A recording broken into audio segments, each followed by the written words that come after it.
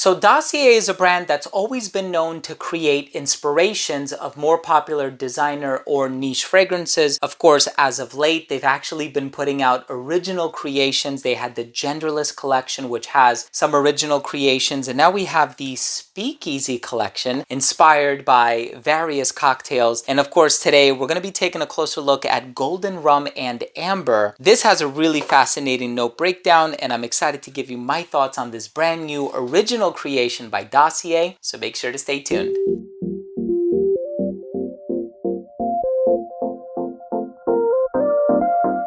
Now, before I begin today's episode and I give you my thoughts on Golden Rum and Amber, which is a brand new original fragrance by Dossier, and as soon as you say there's going to be a boozy fragrance, I'm all about it. I love the smell of rum and gin and tonic and these pina colada types of fragrances. It always puts me in a certain mindset. Even though I may not consume the cocktails necessarily, I do like smelling them. I want to start the video off by saying that if you're a fan of fragrance-related content, please do consider supporting the channel by subscribing to it. Hit the bell icon and give this video a thumbs up, as it would greatly assist with the YouTube algorithm. Thank you so much for that. So of course, this fragrance is called Golden Rum and Amber. It's part of the Speakeasy collection. Of course, Speakeasy was a name for hidden bars in the 1920s during the Prohibition era. And of course, cocktails kind of originated in the 1920s, people drinking moonshine and bathtub gin, and it was quite strong and astringent, so they needed something to adulterate the beverage. And of course, here we have a rum-based composition. These notes in the note breakdown sound absolutely delectable. You have bitter almond, plum, cade wood, rum, clove, cedarwood, ambroxan, vanilla, tolu balsam, and candied fruits. So you have some resins, you have vanilla, you have an ambry accord, you have the juiciness of plum, you have a touch of smoke on account of the cade. So this is a really interesting fragrance, the spiciness and the booziness of rum. I'm excited to give you my thoughts on the smell. Let's start things off with a quick look at the presentation first.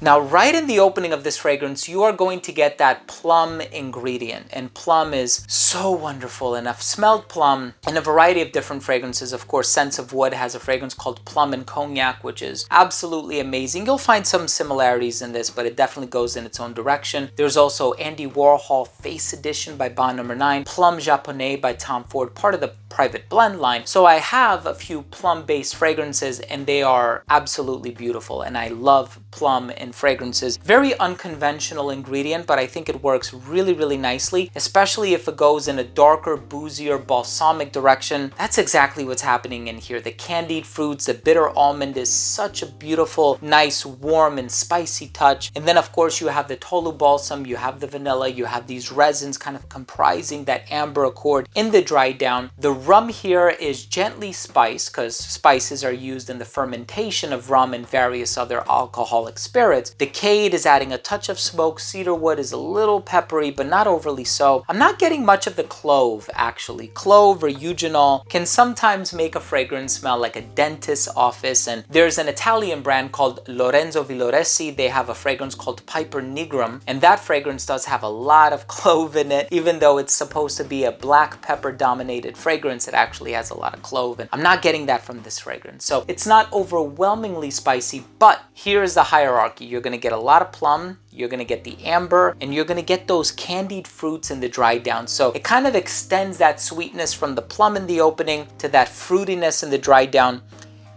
This thing is amazing, right? The rum that is in here, don't be overwhelmed by it. Don't be intimidated by it. It's not overly dark or spicy. It doesn't have any rough edges. It's actually very smooth. And I think the plum and the candied fruits and all these other ingredients are creating that smoothness and making this one very accessible, very easy to get along with. Golden Rum and Amber is a beautiful fragrance. I am so happy that Dossier is exploring a lot of original creations. There's so much potential there, and of course, why not penetrate that part of the market? I think that there's always a market for original fragrances. People are always looking for new olfactory landscapes to explore, and this is a brand new beautiful one. So happy that I've had the opportunity to add this one to my collection. Let's go ahead and finish things off with my overall assessment. So first up, in terms of the uniqueness and the overall smell, I normally don't say this, but from a Dossier creation, this is unique. The closest you'll find is probably plum and cognac by Sense of Wood, but this fragrance still does its own thing. There's no cognac in here, it's rum, and it does go in a very different direction as far as the note breakdown is concerned. That bitter almond in the opening is quite beautiful. The candied fruits, the vanilla, the tolu balm, everything about it. In terms of the longevity, you can expect about 8 hours on skin. Projection was great. For the first 45 minutes of application, it radiated within an arm's length, at about an arm's length. It became an elbow's length scent right around hour 5, a skin scent right around hour 8. In terms of the versatility, perfectly unisex in my opinion. You can wear this one dressed up or dressed down. I think the sweetness gives it a bit of a casual vibe, but that classy quality with the rum makes it more of a formal scenario type of a scent. I think this one is great for every season except for the summer. Unless you're wearing it in a climate controlled environment, then you can wear it whenever you want. And I think anybody of any age would really enjoy this fragrance too. As far as the presentation is concerned, I do like the simplicity behind the name. I think it makes it easy for people to have a pretty solid expectation of what they can expect from the smell. And I think the presentation is quite nice, and I do really like the transparency as far as